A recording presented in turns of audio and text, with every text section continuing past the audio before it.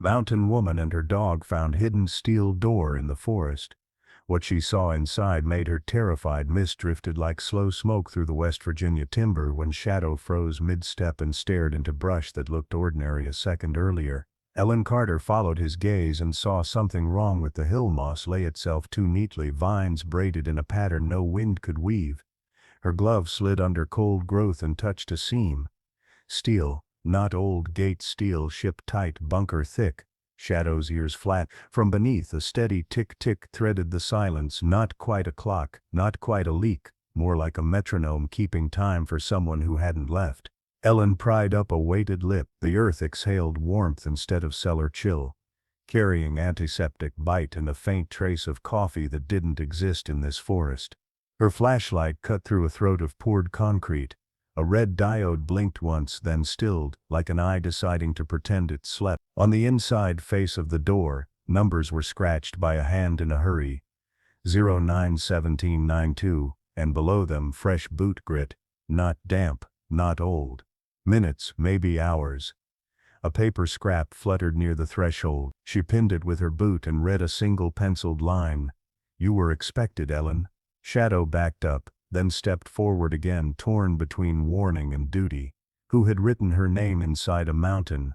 Who waited past that red blink and that patient ticking? "Tell me where you're watching from and don't move. What's under this hill will change how you see every quiet town you've ever known." Ellen Carter woke before dawn, when the cool hush over the West Virginia hills felt like a benediction along the ridges. She lay listening to her German shepherd breathing at the foot of the bed, pushed back the quilt Michael had chosen on their last slow drive, and moved to the tiny kitchen. Coffee burbled on the enamel stove, its roasted bite mixing with wood smoke and the faint mossy scent that slipped through little chinks in the walls. Outside, mist drifted between trunks like pale water. A barred owl offered a final question before the day took the night. Shadow thumped his tail once, stretched, and watched her tie laces with the concentration of ritual. Purpose balanced her days, and today had won. Reopen a neglected loop west of Cold Creek where spring storms had thrown limbs and summer growth had braided nettle curtains. She drank, studied the hand-drawn map tacked above the table, and traced old routes with a fingertip. Blue circles marked hidden springs. Feather icons indicated eagle roosts. Dates crept along margins like footnotes to years in the woods. The cabin crouched under ancient maples, boards sunburned to tobacco and honey. She and Michael had raised it board by board, cutting windows to catch low winter sun and high summer breeze, smoothing a porch rail until even splinters surrendered. After the crash on Route 219, care became prayer. Hinges got oil at the first squeak. Blades met the file each Sunday. Jars lined shelves in patient rows, ramps in brine, late beans, apple butter turned silk. Grief stayed as a weight without malice, teaching her to move with deliberation and let small work mend what it could. Volunteer trail maintenance gave the trail a shape that other people could walk. Hikers knew who cleared blowdowns and reset cairns when frost toppled them. Some weeks she repaired footbridges with scavenged planks. Other weeks she trimmed laurel to reopen sight lines. Decades of steps had written a private atlas across her notebooks. She knew which hollow kept fog after sunrise, which switchback held ice longest, which boulder warmed snakes in October. Locals joked that if the mountains forgot their names they could ask Ellen. Shadow anchored everything. He had arrived as a shivering pup during an early squall, carried in Michael's jacket like a smuggled ember. He followed so closely he almost stepped on heels, dark as coal, intent as a compass, and the name stuck. Now silver touched his muzzle, yet he moved with considerate purpose, reading the ground the way she read maps. He glanced back for a hand signal at every fork, paused when scent warned of bear, and skirted slick shale without prompting. Trust between them had become a language. Ellen opened the tin on the counter and checked the small ledger. Wedges, file, flagging tape, spare lace, paracord, matchbox, pencil stub, 3 bandages, jerky. She added a folding saw, loppers, a hatchet, and a compact crowbar for stubborn roots and bulky bridges. She rolled the day's map, clipped the pack, and stepped onto the porch. Crisp air carried wild mint and leaf decay, grounding her like a steady hand to the shoulder. Trees still held late summer green, yet the scent spoke of autumn. She locked the door out of habit and set off along the narrow path that stitched her cabin to the established trail. Mist lifted in ribbons. Spiderwork flashed with dew. A woodpecker opened the day with neat taps while unseen water whispered through stones uphill. Shadow ranged ahead in loose arcs, never far. Michael's hands visited her thoughts as they often did. He shaped rails with a draw knife that left edges smooth enough to press without splinters. He liked maps the way she liked stories and teased her about the feather icons for roosts. In his final week they had argued about nothing and then laughed, promising a slow drive to watch sugar maples burn. The promise remained, the drive changed, winter followed, and the house learned a new quiet. She kept moving, sharpen, stack, sweep, walk. Little verbs stitched days together. At the trailhead, light rose to a pale gold. A laminated notice still listed last spring's closures. She filed that for the next meeting. She scanned the corridor, reading grade, drainage, canopy and traffic the way others read headlines. Evaluate tread, clear sight lines, remove overhead hazard, mark washouts. Replace stones that have slipped loose due to careless wheels. She measured steps against slope, flagged a minor reroute where a winter slide had nipped the shoulder and moved on with the calm focus of practice. An old logging trace joined the road a mile in. Saplings arched to knit a tunnel. Sunlight broke into coins that shivered as leaves stirred. Ellen stopped where a long-ago hurricane had ripped a gap that regrew with poor bones. She made an X on the map, set down the pack, freed the folding saw and worked. Teeth rasped in relief. Limbs dropped.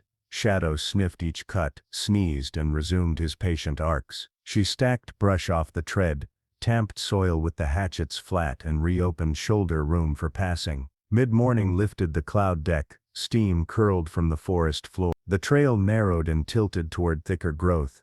Ellen pulled on gauntlets, leaned into nettles, and carved a doorway with steady sweeps. Farther ahead an ash lay across a narrow shelf where parents with toddlers would turn back. She studied leverage, set wedges and rolled the trunk without tearing the living skin of the soil. Sweat cooled quickly on her forearms. Shadow watched from a precise distance, ready if called, content when silence meant everything was as it should be. At a cold spring she had charted years earlier, she knelt to drink iron-bright water and topped her bottle. She penciled a note about a broken culvert near the lower switchback. Runoff had gnawed a rut that would widen after freeze. She also wrote a small thrill, an eagle trace snagged on bark, high over a bend. That would delight Lillian Brooks at the library, who kept a board of sightings by the checkout desk and pinned each card with proud puzzlement as if wildness surprised her every time it appeared on paper. They often met before closing, trading notes while Shadow dozed under a table with the patient's librarian's respect. Lillian's steady curiosity gave Ellen something like a second map, paths of people, not only gullies and ridges. People on the edges of Ellen's days steadied her without intruding. The hardware clerk saved coarse files and slipped modest discounts under small talk. The diner server set an extra napkin for Shadow's bowl. Sheriff Daniel Pierce raised a hand from his cruiser on rare passes.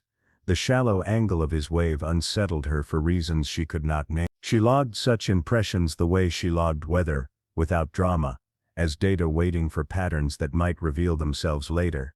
Work resumed, comfortable and exact. She rebuilt a small step with stones scavenged from the verge, trimmed laurel to frame a safer sight line, and brushed duff away from exposed roots, so boots would find an honest grip. She hummed an old ballad until the melody prodded tender places, then let the forest's quieter tune take over. Shadow paused ahead, sniffed and looked back for instruction. She signed slowly with 2 fingers. He eased forward, then sat beside the bramble that needed her loppers. Companionship could be quiet and still feel like speech. Lunch arrived as jerky on a log and an apple sliced with the back of the hatchet, eaten while she studied the small map pinned under a twig. The loop would need another day. She might borrow a cant hook if the clerk kept one behind early snow shovel. She counted the light remaining, the distance home and the 2 hours she wanted for rinsing tools, mending a strap, and reading after supper. She pictured the lamp turning the room amber and Shadow asleep with one ear tilted toward the door, listening without strain. When she set out again, sunlight slanted warmer, though the air stayed crisp, alive with mint and gentle rot that announced the season's truth. The woods felt familiar in the humbling way that reminds a person the land does not belong to them, they belong to the. She stepped carefully on damp stones, tested a root before trusting it, and nudged a toad from harm's way with her glove. Shadow ranged a little farther, confidence in the day's pattern lightening his stride, yet he still returned within a count of 30 heartbeats. The past walked beside her without bitterness. On the anniversary of Michael's passing, she still hiked to a blueberry ridge and planted 3 seeds from the packet he had tucked into her birthday card. 2 sprouts took during the 2nd year, 1 fed a thrush family. Continuity in small things stitched a life when the larger fabric tore. Trails taught the same lesson grief had taught: proceed with patience, fix what you can, flag hazards for others, and keep moving even when the next turn hides itself. By late afternoon the neglected loop stood mostly open. The ash no longer blocked the shelf. Nettles hung in neat windrows off the tread. Markers guided hikers through a safer line that respected drainage and spared roots. Ellen stowed tools, rolled her shoulders, and felt a clean tiredness that promised sleep. A faint line of cloud gathered to the west, nothing alarming, simply weather contemplating change. She breathed deep and tasted stone, iron, mint, rot, life. Shadow tested the air and turned his head toward a fold of land beyond the next bend. He gave a low chuff, not alarmed, only attentive. Ellen rubbed his neck and let him go on. If anything had shifted he would tell her. She shouldered the pack, listened to leaves sift tiny secrets above, and set her boots toward the bend, grateful for the steadiness of work that made time gentle. Have you ever found peace in nature's quiet? Share a place that feels like home in the common. Ellen lopped branches with unhurried precision, reopening a corridor the storms had strangled. Resin glossed her gloves, sawdust flecked her sleeves, and the morning held mint, wet bark, and cooling stone. Shadow ranged ahead in quiet arcs, then halted so abruptly she nearly stumbled. One bark snapped the hush, then another, high, urgent, the voice he saved for things that didn't fit. She followed him into a pinch, where the path pressed against a steep fold.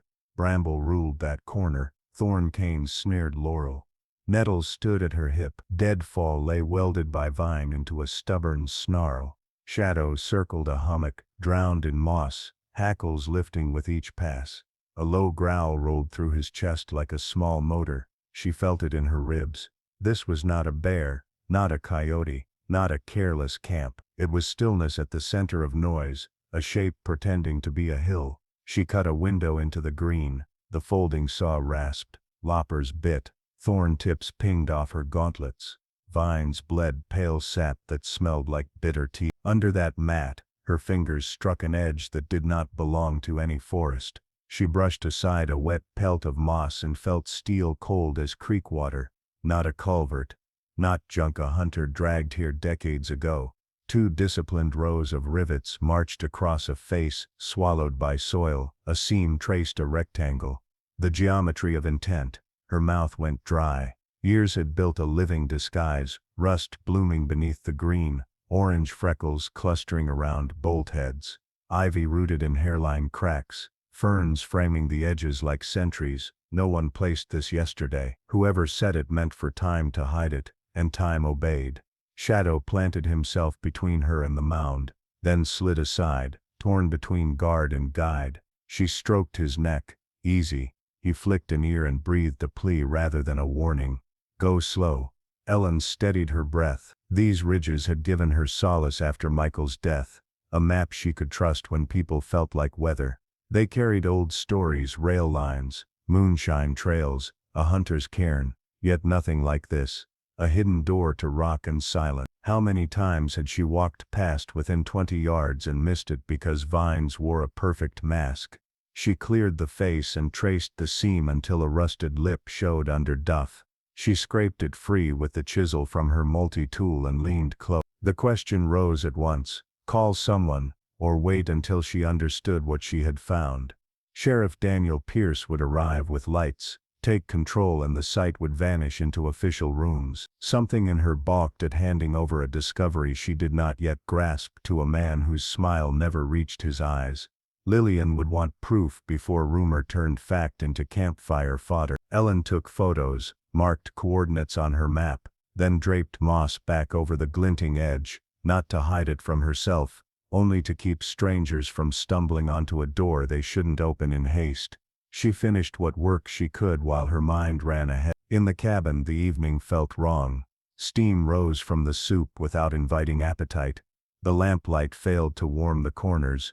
She laid out a crowbar, a heavier pry paracord, headlamp spare batteries, duct tape, oiled cloths, a dust mask, and a flashlight with a hard, clean beam. A slim pry chisel went in case bolts had fused. She opened her notebook beside the big map and wrote lines that steadied her hands: location, approach, surrounding growth, surface description, first impressions. Sleep came in stutter. At dawn she almost called the ranger contact, then pictured a chain of calls ending with men she did not know standing where she had stood. She sharpened the saw, drank coffee gone cool, and kept the decision simple: go back, look inside, gather truth before turning it loose. Not reckless, methodical. Fog hugged low places, lifting in strands. The path felt longer. Bird calls carried faint echoes. At the bend, Shadow trotted ahead, halted at the bramble, and waited. He didn't bark, he watched with the level gaze he used when reading intent. "We'll be careful," she said, mask up, headlamp on, pack down. Stubborn roots pried clear from the lip. The crowbar bit with a squeal that startled a squirrel into a breathless scold. She set wedges, leaned with her legs, and felt something give under the soil's wet grip. Mud released in strings. The seam widened a finger. Then two. Old air sighed out, thick and stale, scented with oil, baked dust, a faint medicinal bite, and the cooled metal tang of places that pretend not to exist. She waited, letting that breath mingle with morning. Shadow backed 3 steps, head low, ears pinned, unwilling to retreat farther. She found the hinge line buried deep and scraped it clean. Rust fell in flakes, the color of dried blood. Oil crept along pins. The bar worked again. The slab moved in a grudging arc. Weight said bunker, not hatch. Beneath, a concrete throat appeared. Walls poured smooth, hairline cracks traced like veins, cables in tidy bundles along one side, jacketed and taut. The floor just inside wore a skin of pale powder.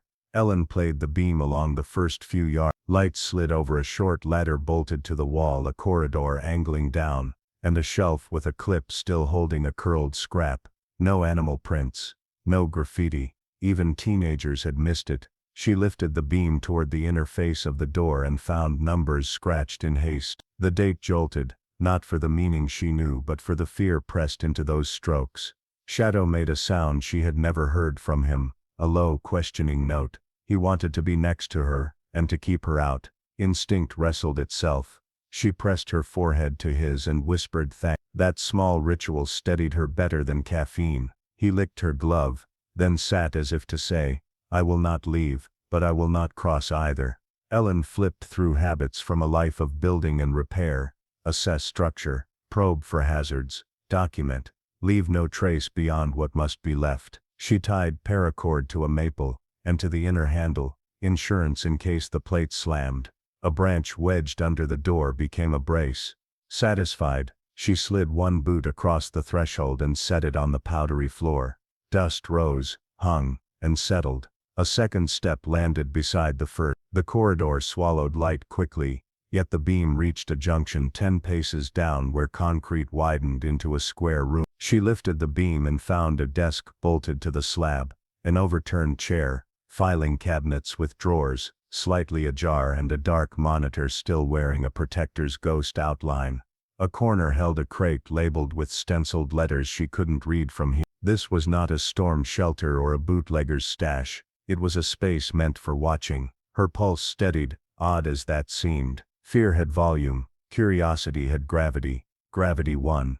She retreated to the door, praised Shadow softly, and said, 10 minutes. He laid his chin on his paws with theatrical resignation, then lifted it again, eyes bright. If she didn't return at the first hint of trouble, he would come anyway. They both knew it. She stepped inside with a surveyor's discipline, placing feet in clean prints, sweeping the beam deliberately, breathing through cloth that softened odors without erasing them. Stale, dry, not empty. The place felt like a held breath. At the junction she saw the desk clearly: dust, 2 paper clips, a cracked pencil, a yellowed ledger whose first pages had curled from damp. The cabinet labels had peeled, leaving glue ghosts. A map pinned to the wall bore local contours traced in fine ink. Blue X marks dotted springs she had charted years ago, red triangles pricked ridgelines, each beside a neat number. One square framed her cabin. Lines radiated from that small box to points on opposing slopes. Cold moved from scalp to heat. Someone had studied the same creaks and spurs she loved and turned them into a grid. Sanctuary, reduced to data. A radio handset rested in a cradle under the map. The power light looked dead. She reached toward the switch, then stopped, hand hovering as if heat rose from it. Not yet. Witness first. Touch nothing unless necessary. She turned to the ledger. First pages, dates, then names. Many she did not recognize. A few she did. Old families. A deacon. A teacher who retired when she was young. Notes in tidy shorthand marched beside each line. Movement, contact, delivery. Shadow whined and the sound reeled her toward daylight, toward leaf rot and loam. She exhaled slowly. The mountains held a secret she had never imagined.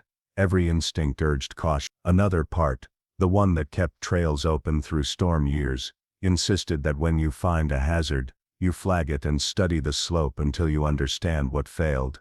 Ellen stepped backward, set each boot in earlier prints, reached the threshold, and crouched beside Shadow. He leaned against her thigh with a pressure that calmed the shake in her hands. "We found something," she whispered. "We'll handle it right." She pulled the plate down to the first inch, laid brush over the edge to quiet the shine, shouldered her pack and started home with a mind spinning like a compass. 2 days lived at the edge of choice. Nights broke into scrap. Days returned to maintenance because routine holds a person together when thoughts spray through a split hose. She tried to write a report and could not choose a recipient. She walked to town and stood outside the library, then kept going, unwilling to pull Lillian into danger she couldn't define. Copied names marched through dreams. On the 3rd morning, a decision arrived with the clarity of cold air. She would go back with a larger light, a second mask, a camera for close shots, and flags to mark her path. She would collect what she could carry without disturbing order, and place it in hands that would act without burying. Shadow met her at the door, reading plan in the way she laced boots, pressing his shoulder to her knee as if to anchor her to earth. They reached the mound before the sun licked maple crowns. The door groaned open, more easily now that oil had crept along the pins. The smell rose again, stale and clinical. Shadow lay across the threshold, half in half out as if he could guard both worlds. Ellen raised the beam and stepped toward the map room. The tunnel exhaled a faint click somewhere deeper, a sound like a memory waking. She stopped, listened, and felt the hair lift on her forearms. Whatever lived behind that sound was not history, it was present, and it had been waiting in her hills for a very long time. Shadow leaned against Ellen until her breathing matched his. Then he shifted aside so she could slip past the brace and step down into the chamber. Stale air folded over them, tinged with oil, paper, and the faint medicinal bite she had smelled before. Her light swept across poured walls, past hairline cracks like pale veins, and settled on a steel desk bolted to the slab. A chair lay tipped on its side, one wheel missing, its metal stem scratched by hurried shoes. 2 filing cabinets flanked the desk like squat sentries. A shallow equipment rack stood beyond, stacked with an old switcher, a VCR, a patch bay and a shortwave receiver with a cracked dial window. Cables looped neatly through ferrite chokes and disappeared into a conduit that tunneled deeper into darkness. Everything wore dust, yet the layer on the floor near the desk looked thinner, as if disturbed within recent weeks. Ellen kept to her earlier prints, tracing her steps to avoid making new noise in the powder. Shadow lay across the threshold, half in, half out, tail still, eyes tracking her beam like a second light. She reached the desk and slid the flashlight along the blotter. Paper clips fused by rust, a dead stapler and a badge clip lay beside a ledger. She lifted the cover with 2 fingers under the edge so her gloves raised little residue. Typed headings labeled columns for date, site and activity, with narrow margins reserved for notes. Entries marched across a summer and into fall, all from some listed deliveries through a mine service road, some recorded meetings at a church basement, and some referenced cash pickups coded as donations. 2 names repeated across pages, Dr. Nathan Wells and Mayor Thomas Reed. A third appeared rarely, Sheriff Henry Pierce with a parenthetical handwritten after the surname. Ellen clicked a pen she found wedged under the blotter and wrote those names in her notebook, keeping her eyes on the room while her hand copied. Shadow huffed once, barely audible, then lowered his head again. She opened the top drawer. Folders smelled like toner and glue, one stamped Nightfall. Field contained clipped reports with tidy paragraphs and colder margins. She scanned 3 pages, absorbing clean prose that translated people into flowchart verbs: assess, leverage, relocate, finalize. A 4th page carried a short addendum: Klein dissents. Pierce Sr. insists. Meeting scheduled with Wells and Reed. A date in mid-September sat above a line drawn in red pencil. Ellen closed the folder and slid it back without shuffling the order. She turned to the right cabinet. The handle protested, then gave. Plastic sleeves held contact sheets and several 8x10s. She eased a photo out. 5 men stood against a cinder block wall beneath a crooked calendar that read September 1992. 4 wore work jackets. 1 wore a windbreaker with a rectangle of Velcro, where an ID patch might be. Someone had circled that face and read and scrawled a name under the print: Agent Victor Klein. Ellen stared, trying to connect the familiarity pricking her scalp to an image in memory, yet it remained elusive, like a word caught behind the tongue. She set the photo back, and lifted another. A telephoto shot framed a ridge opposite her port. Crosshairs centered on a tiny rectangle of wood and glass. Underneath, a caption in fine block letters read: Subject, Carter Cabin. Observation Point 3. Morning routine consistent. The next sleeve held a grid of night frames. A dog glowed pale where infrared washed through fur. Shadow's eyes were bright beads. Her jaw tightened until it ached. Someone had turned her sanctuary into a lab. She placed the sleeve back with slow care, and moved the beam to a wall map. Topographic lines crowded for space where slopes steepened. Ink tick marks stepped along ridges at even intervals.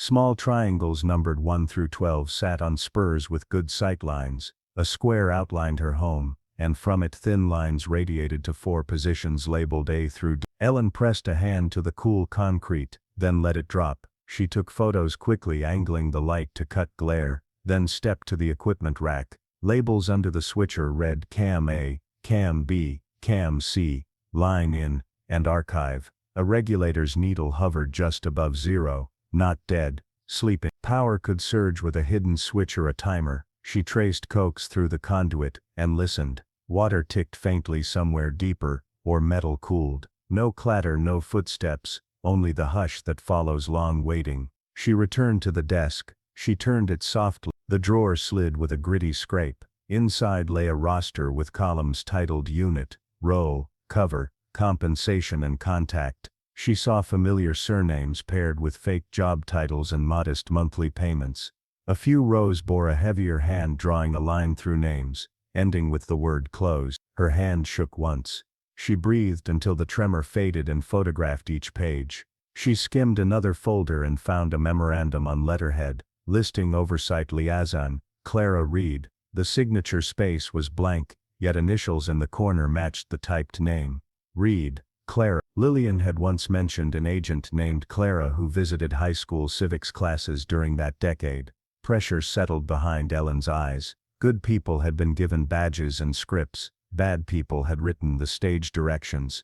She closed the drawer. A second look at the photo sleeves confirmed faces she knew from framed portraits in town offices. Mayor Reed, younger, with a careful haircut. Dr. Wells is in a white coat, smiling too broadly for the context. Sheriff Pierce's father had a thick mustache and his hands on his hips as if he owned the ground. Klein's circled face felt like an accusation pointed through time at everyone who pretended not to notice.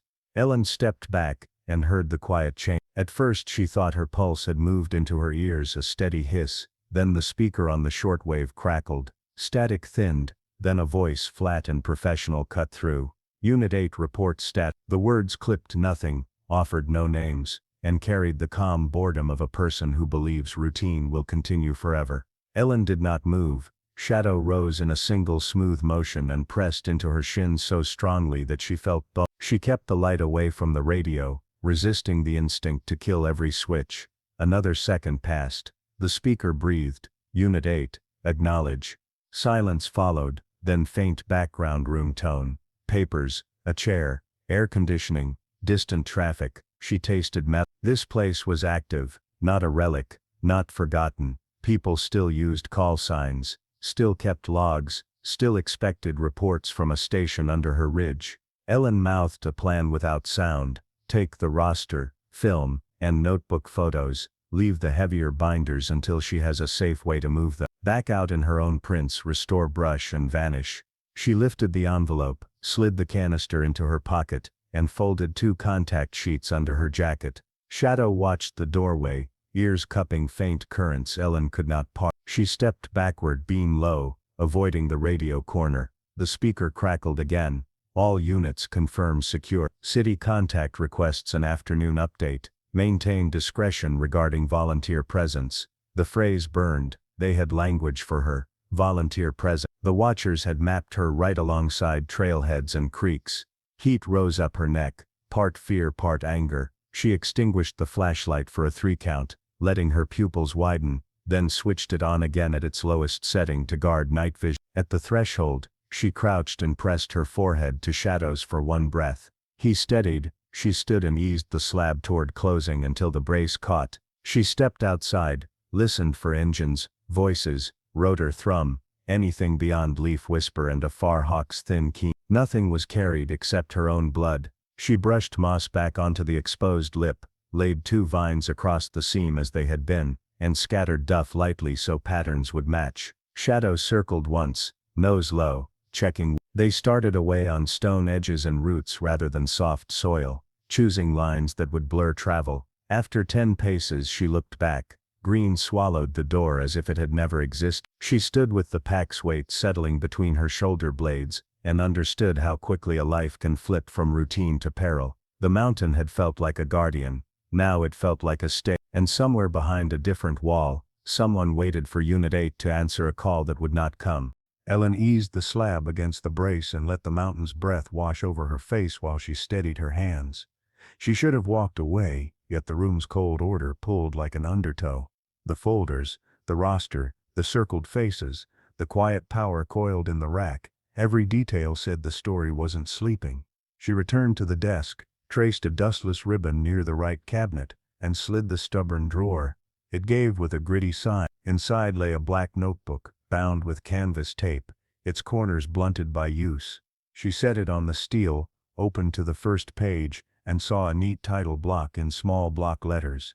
Project Nightfall. Below it, scope, author and date, March 1992. The author's line read V. Klein. Her light skimmed pencil notations down the margin, then halted at an index of families, businesses, and sites. 3 surnames had been underlined twice: Morgan, Clark, and Lane. She lowered the beam and read. The opening pages didn't sound like a confession. They read like a manual. Objective language marched without flourish. Stabilize property disputes, mitigate agitators, consolidate parcels and ensure compliance. Underneath, handwritten notes, translated euphemisms into tasks. Relocation gained a parenthesis, pressure through debt, zoning, audits, whispered scandal, engagement meant doorstep visits, after dark. Community liaison meant the local man who could vouch without blushing. The tone was clinical, yet strain bled through occasional strokes, where the pen dug a little too hard. Whoever wrote this balanced obedience against conscience and recorded both. She turned a page and found a bullet list labeled Families of Concern. Next to the Morgans, mill arrears, son vocal, old deeds unclear. Beside the Clarks, co-op holdout, pastor ally, press sympathetic. Beside the Lanes, water rights, unpermitted shed, youth with temper. It sickened her how ordinary it looked, like a hardware invoice. Below, a paragraph labeled leverage lists fines, bank pressure, medical bills, a rumor campaign and threats to hunting leases. Besides that, a stern correction in the margin, Klein's initials insisted that due process precede any field action. Another note argued that the scope exceeded the mandate and requested an internal review. That second line had been boxed twice, as if the writer knew he was about to be ignored. Midway through, the journal shifted from planning to execution. Dates are stacked closely. Pastors received friendly guidance. Bank managers clarified terms. A clinic clerk assisted with schedule irregularities. Ellen's stomach clenched. She recognized those weeks. That summer carried a film she hadn't seen until now. Hush talk at potlucks. A nervous smile on a neighbor's porch. A father taking the long road to town. The handwriting tightened. Opposed, one note read, initials hard underlined. No termination authority. A later line corrected a euphemism with brutal honesty. This is not relocation. This is removal. She reached a section marked September. The script looked rushed, as if written on a lap in a parked car. A heading centered on the page, Final Directive, M.C. Under it sat 3 addresses, a timetable, a 5-unit roster, a column labeled Method, and a column labeled Cover. Methods mirrored the tragedies her county mourned that fall: a rain-slick curve with no guardrail, a silo ladder slip, a quiet bedroom heart failure. Covers matched the rumors reheated for years. At the bottom waited a clean signature block in capitals, Agent Victor Klein, approved, under protest. Beneath, a second line in a heavier hand, added 2 words that froze her. Orders superseded. The ink darkened as if someone had stamped across the protest and moved forward. A final entry dated 3 days later read, in small, disturbingly calm script, termination confirmed. Liaison satisfied. Adjust reporting to avoid duplicate interest. She stared at that last line until the letters blurred. Adjust reporting, duplicate interest. Phrases that belonged in memos had been set beside death, dressed as accidents. Her bean drifted to a folded note, tucked into the back cover. She slid it free. It held a clipped obituary: Special Agent Victor Klein, 39, died by apparent suicide. A second scrap, handwritten in a new hand, contradicted it. Staged at storage facility. Witness threatened, tape archived off-site. A third slip listed 3 surnames: Morgan, Clark, and Lane. Next to each, 1 word, terminate. Ellen braced her fingers on the desk until the chill of steel climbed her arms and cooled the heat under her skin. 3 families had not moved away, they had been erased. She could picture their kitchens, boots by doors, photographs on mantels. She had carried covered dishes to 2 of those houses. She had stood in those yards and accepted the usual explanations. She had let them pass because the town had murmured in the same direction. Now the ledger gave those losses columns, codes, budgets, and signatures. Her gorge rose. She swallowed it down. Rage wanted to sprint. Duty wanted to catalog and carry. Duty won because rage without proof would be easy to smother. She photographed the pages swiftly, angling the light to cut glare, then nested the journal flat under her jacket where it wouldn't print. She slipped the obituary, the note about the staged death, and 2 roster copies into her map tube with the contact sheets. She left heavier binders where they lay. Weight betrayed: paper is saved only if it has traveled. Static breathed from the shortwave, flattened, then sharpened into word. Perimeter, report. Unusual activity flagged at the site. The phrasing rang like a nail on glass. Shadow rose in a single smooth motion and pressed into her shins, neck muscles tremoring, ears pinned. The voice returned, tighter. Unit 8, acknowledge. Another channel bled through in a lower register. Drone shift, 2 inbound to grid D. Expect volunteer presence. The phrase turned the air metallic. They had a term for her, and they had used it before. Ellen killed her beam, counted 3, then clicked to the lowest setting to protect her night eyes. She backed into her own tracks, Shadow matching her steps, unwilling to turn his back on a throat he could not see. At the threshold she wedged the brace, peeled 2 vines back into their old rests, draped fern across the seam, and pulled the slab until it kissed wood. The smell of oil and paper thinned into leaf rot.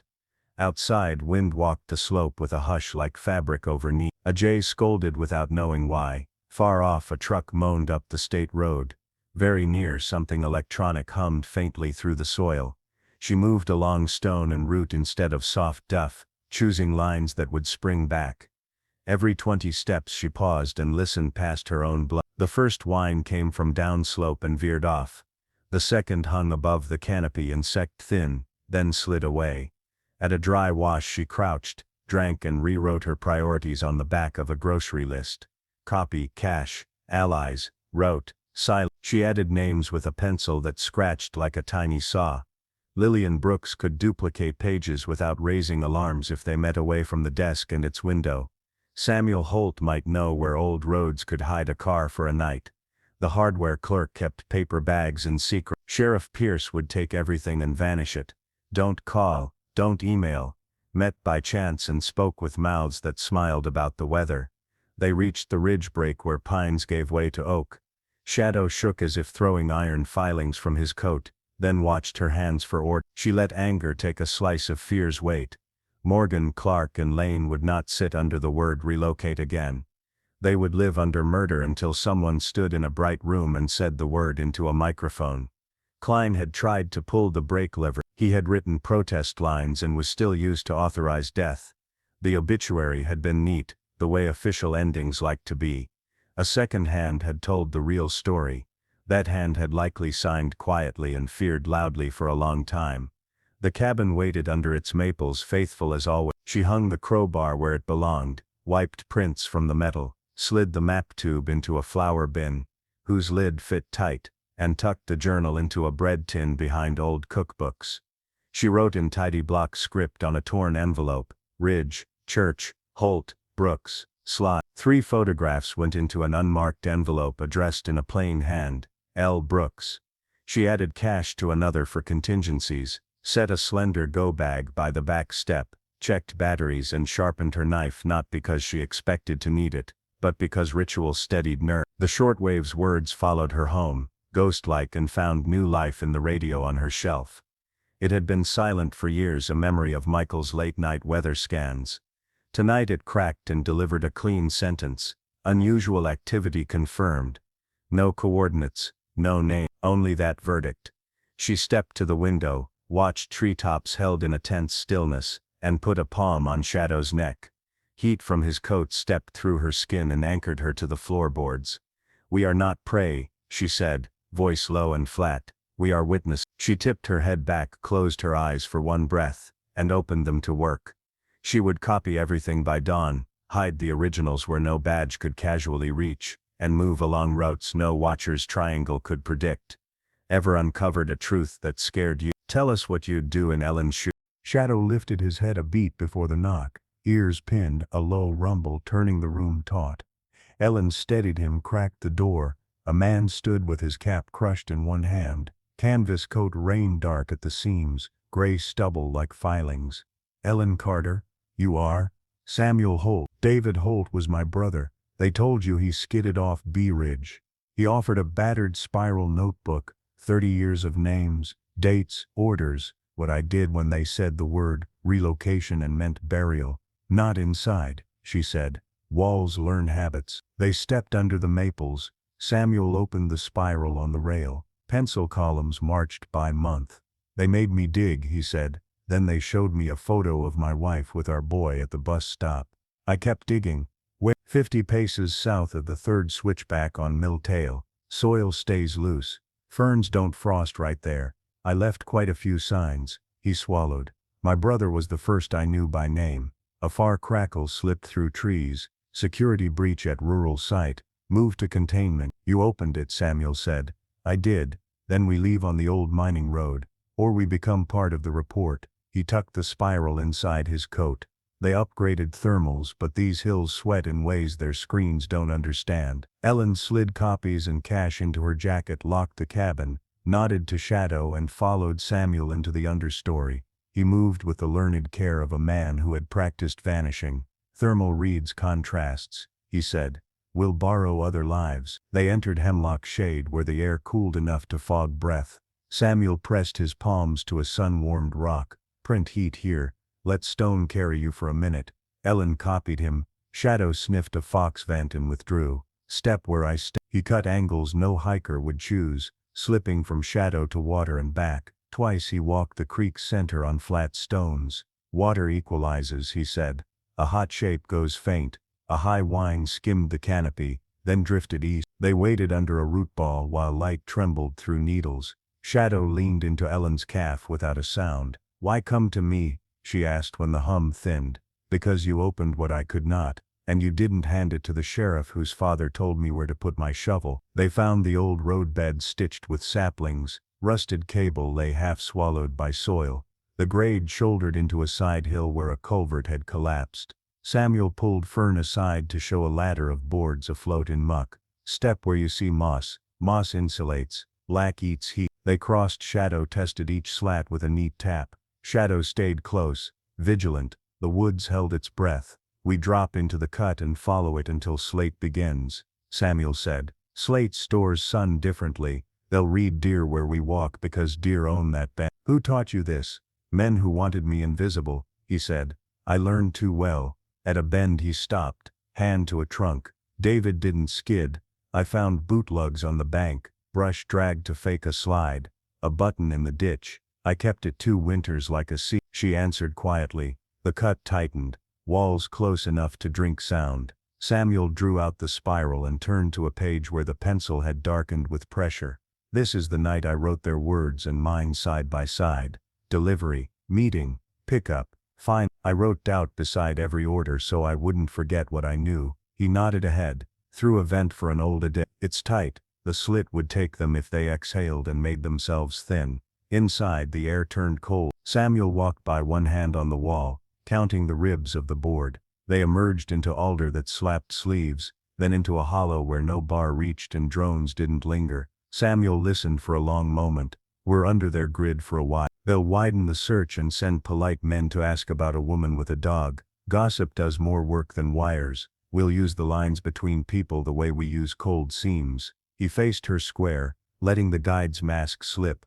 "I dug holes I should have filled with myself. If you walk away I won't fault you. If you walk with me I'll show you where the ground is wrong." Shadow leaned into Ellen's knee. The taste of a decision rose iron sap. "We walk," she said. "You lead.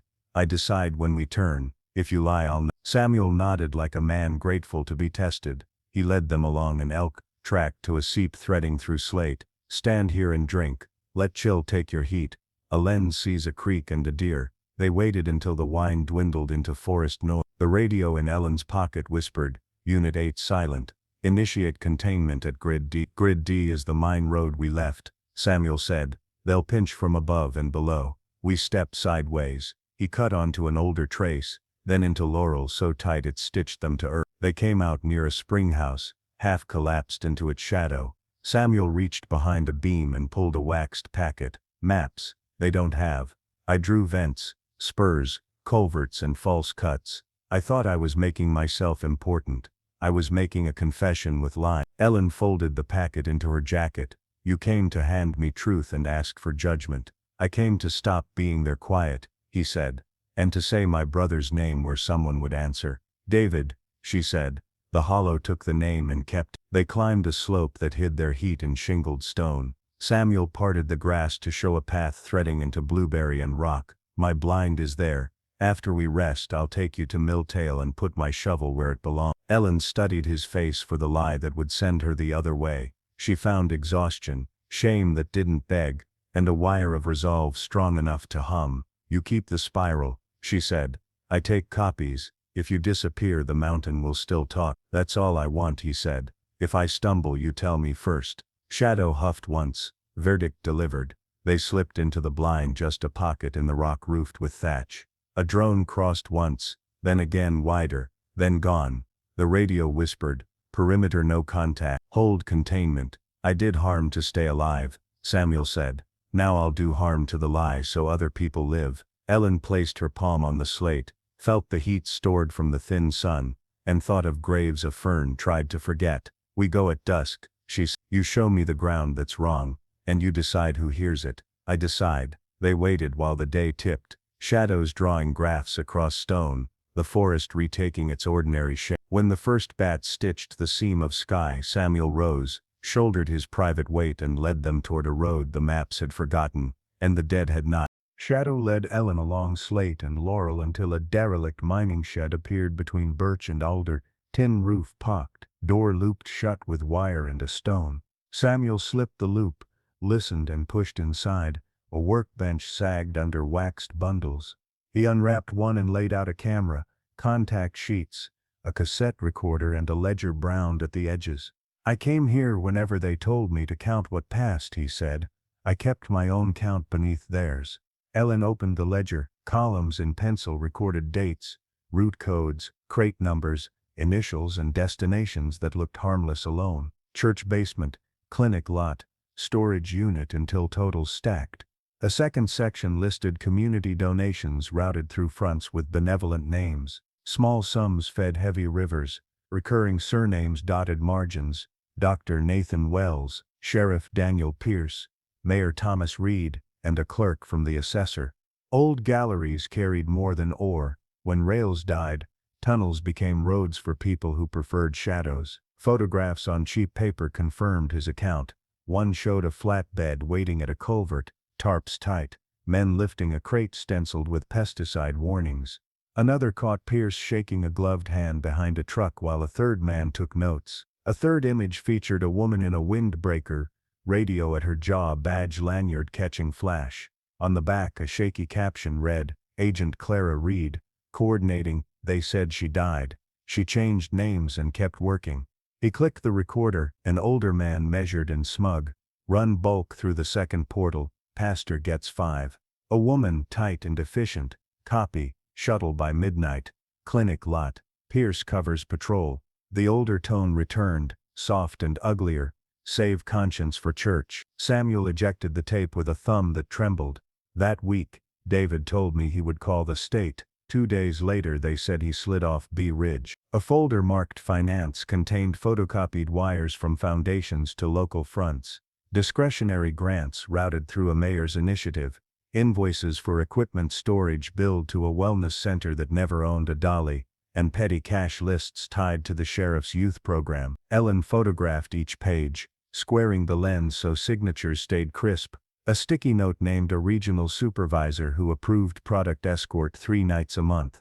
Samuel unfolded a hand-drawn map. Tiny X marks dotted culverts and portals. Arrows looped from a vent marked C3 to the clinic, then to a storage unit behind the feed store. At the bottom, a list paired unit numbers with covers, thrift, outreach and grant office.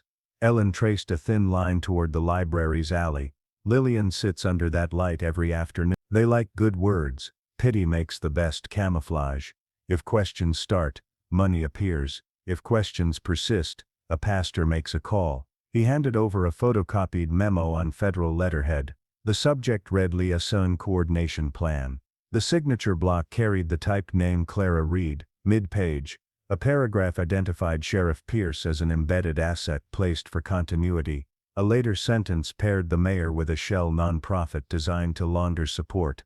At the bottom, a curt handwritten addition stabbed through the paper. If Carter persists, escalate. The stroke angle matched notes Ellen had photographed in the bunker. Someone had circled her life in red ink and called it logistics. The radio on her belt broke the static, gave way to a clipped announcement. Command, be advised, terminal protocol under consideration due to beneficiary exposure. Prepare containment. Samuel closed his eyes, jaw working. Terminal means fire, derailment, valve timing, a flood no one planned, he said. A disaster with a budget. Far off, engines downshifted. Headlamps flickered where the old road crossed a bend. Another pair idled on the opposite ridge. White cones probing trunks. Ellen dimmed her light and finished shooting the memo block that mattered most. Pierce placement, Reed coordination, terminal chain, then slid duplicates into a pouch. We push now, she said. Not county, not state, overseas, anyone without a leash. Samuel nodded. Cypress takes midnight bursts. An amateur relay on the hill can hit their hop if we keep line of sight. The dish is in my blind, dressed like a turkey fryer lid. Charges, treason to folks writing the story, truth to anyone else. Tires ground closer. A man laughed without warmth. They packed tapes, photographs and ledger pages into small bundles. Samuel kept the originals he had shielded for decades and handed Ellen twin sets prepared without knowing who would carry them. He passed a slip with 3 frequencies. Shortwave desks that still answer, under a pause between bursts. They triangulate lazily. Samuel levered up a loose plank behind the bench, revealing a crawl space feeding a drainage run. They slid on bellies through cool mud until a grate surrendered to his bar. They crossed the wash on hands, kept spines below headlamps and climbed into a fold that swallowed silhouettes. A drone stitched overhead paused, failed to resolve its heat against slate and drifted west after a deer. At the blind, Samuel unwrapped the lid, revealing a compact dish, a battery the size of a novel, and a tuner with a single tone. Ellen set the tripod in a rock notch, aligned on a notch cut by a dead hemlock and waited. She clipped the recorder to the transmitter, attached the camera's card, and took one breath. "Say it clean," Samuel whispered. "Names, dates, proof." She pressed record and read. Operation title. Memo excerpt. Placement lines terminal clause. She held the photo of Reed to the lens, then the ledger page tying the clinic lot to crate transfers. She placed Sheriff Pierce's name beside the word plant and did not flinch. She hit send and watched the progress bar climb. Engines idled below. The progress climbed 80, 90, 98, stuck. Her radio hissed colder. "Lights off now. Unregistered transmit at grid E. Intercept inbound." Ellen's thumb hovered over cancel. If she aborted she might run. If she held she might be taken with proof midair. She thought of fern over disturbed soil, of Lillian's window, of Klein's last neat lines, of David Holt's button found in a ditch. She held the bar, crept and chimed. "Packet 2, Samuel." She sent a second file to an island newsroom, and a third to a watchdog without offices. Anyone could raid. Tires chewed gravel. The drone returned and hovered at the seam, blind to heat because slate kept it while night cooled. The radio barked. "All units, capture and sanitize. Terminal protocol authorized upon distribution risk confirmation." "Minutes," Samuel whispered. Ellen broke the antenna at its hinge, snapped the reader, pocketed the chip and pushed shards into a crevice. She stuffed duplicates into Samuel's jacket and kept one card taped inside her sleeve. A beam slid across the rock, then lifted. Headlamps fanned through birch. Ellen sealed the transmitter, slid it under a slab and dusted grit over the seam. "Decision," Samuel said. "Run or finish." "We finish and move like stone, not deer," she answered. They backed into a fissure until darkness held them, the ridge keeping its counsel, while engines hunted an absence they could not name, because the hill had already carried a truth beyond reach. What would you risk to expose a hidden truth? Share your thoughts below. Now. Wind skimmed the ridge while Ellen watched a transmission bar crawl toward a cypress relay, the compact dish humming. Samuel counted breaths between headlamp sweeps. Shadow crouched by the pack, tasting fuel and damp stone. When the chime confirmed one packet, Ellen sent 2 more ledger images, rosters, photographs, and the liaison memo authorizing terminal protocol. Below, engines idled, then moved. A drone drifted over the seam and stalled, foiled by slate. The bar hung at 90, then tipped completely. Ellen snapped the antenna, slid the unit under a slab, and brushed grit across the joint. Headlamps fanned through birch. "They're pinching from the service road in the bench," Samuel whispered.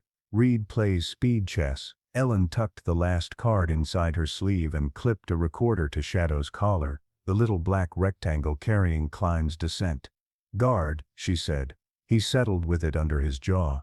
Agents reached the clearing above the shed and spread into a line. Clara Reed emerged between 2 men, rain shell zipped. Optics flipped high. Her voice cut through the dark. "Secure ingress. Clean the site. Archive later. If any civilian interferes, detain and sanitize." Teams rolled the shed and found the crawl hatch ajar. "Runoff tunnel," someone said. Reed lifted a hand. "Seal outbound routes. Bring ground imaging online." A deeper sound built, chopping the valley into steady beats. Samuel cocked his head. "Count blades." "That's bureau lift." Helicopters slid over the ridge, lights dark, tail numbers plain when clouds thinned. A loud hailer spoke without drama. "Federal oversight. Stand down. Radios to 7. Identification ready." "We were coordinating," Reed said into her mic. "Stand by for joint control." A second helicopter hovered at the far end. Ropes dropped. Agents descended and fanned, weapons slung, palms visible. The loud hailer ordered. "Air shift from hunt to audit." A Ranger green jacket edged into laurel near Ellen's hide. Ma'am, I'm here by order from Washington with a badge you can read. We received your packet. Samuel slid out first, hands open. Samuel Holt, I kept records. I'll testify. Ellen followed with shadow between her knees, chin still over the recorder. The woman lifted her badge. Is that Klein's audio? Yes, Ellen said. He objected. He died. You'll hear the override. Reed tried a fresh script. That recording is classified, she called.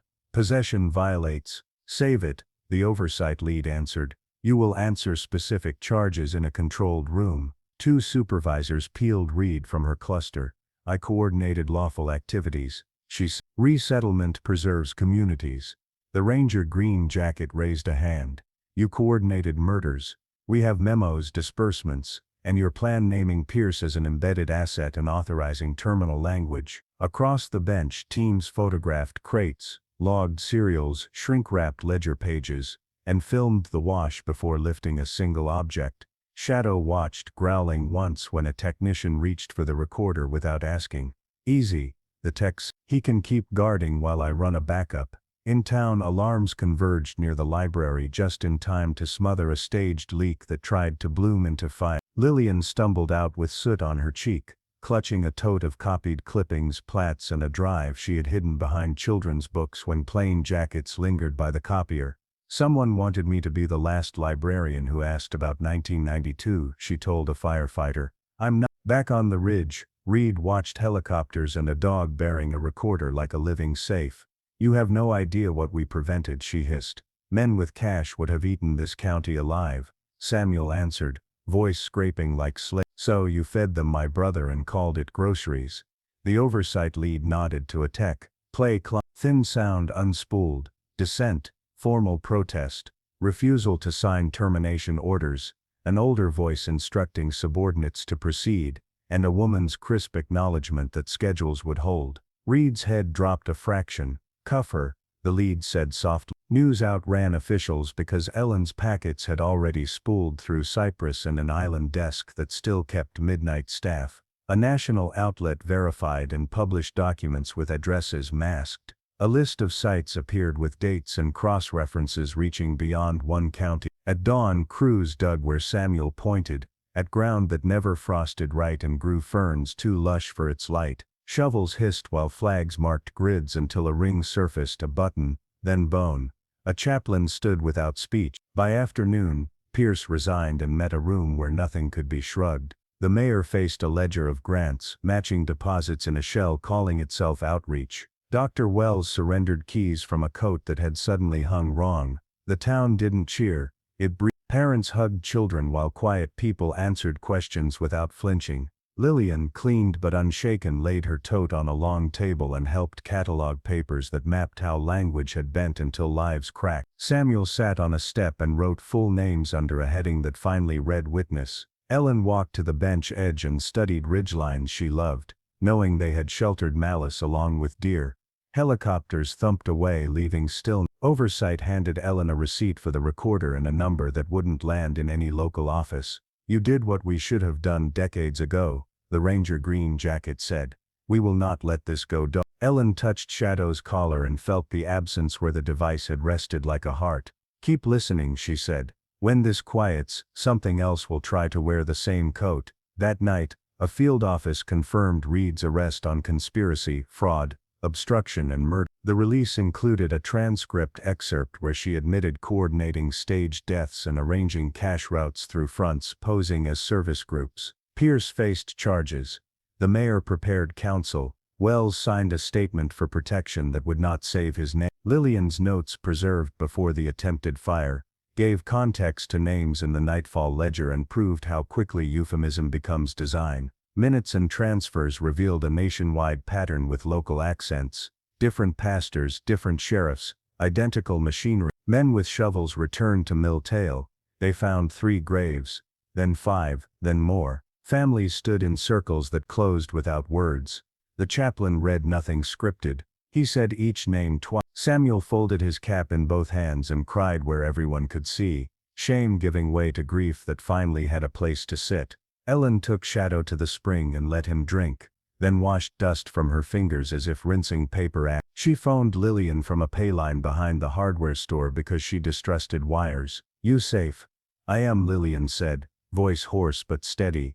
"Your packet saved me as much as water did. Keep copies in 3 places. Already done." Trails would open again, not to erase memory but to carry it. A small team asked Ellen to walk them through maps so searchers could learn the land like a neighbor learns faces. She agreed and insisted on quiet protocols that respected remains and families. Sunset came clean. No siren, no rotors, only owls test the dark and creek talk under the stone. Ellen stood with Shadow and listened to a county relearn honest quiet. Imagine discovering your town's secrets. How would you fight for justice? Let us know. 6 months remade the mountain's face without erasing what it remembered. Where the hidden door once breathed stale air, a memorial garden now holds a ring of seedlings, a curved stone path and plaques shaped like leaves. Names that once hid in ledgers are written plainly. Morgan, Clark, Lane, and the others found when ferns surrendered their secrets. A bench under a sugar maple faces a shallow basin fed by a buried spring. Children set wildflowers there and parents teach them to whisper each name.